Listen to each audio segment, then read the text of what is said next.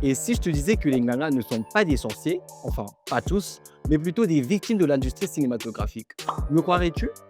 Bonjour tout le monde, je suis Pedro Lumingu, animateur pour le Média Kori.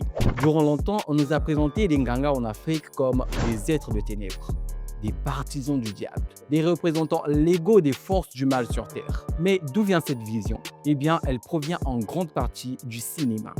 Dans de nombreux films, les Nganga apparaissent comme des personnes à éviter, en raison de leurs mœurs douteuses. Mais en réalité, cette tendance remonte à l'époque coloniale. Les colons diabolisaient notre culture et notre spiritualité pour nous la faire abandonner et mieux nous assouvir. Les Nganga étaient donc un frein majeur à leur domination grâce à leur pouvoir surnaturel. Les colons les ont donc dépeints comme des serviteurs du diable pour les discréditer aux yeux du peuple.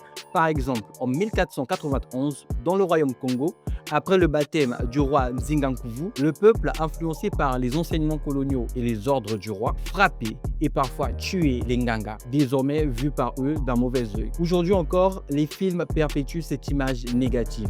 Nganga est synonyme de maléfice, manipulateur à craindre, mais est-ce la réalité ou une simple construction de l'imaginaire collectif? Il est temps de dénoncer cette manipulation et de réhabiliter l'image des Nganga, car ils sont les gardiens de notre spiritualité, les dépositaires de notre histoire. Arrêtons donc de les diaboliser et respectons-les pour ce qu'ils sont réellement. Mais attention, je ne parle pas là des charlatans de ta vie ou des marabouts de ton village, mais des vrais Nganga, ceux qui ont reçu les dons de nos ancêtres. Et toi, es-tu prêt à changer ta vision des Nganga? Es-tu prêt à voir au-delà des clichés des films? Dis-le moi en commentaire.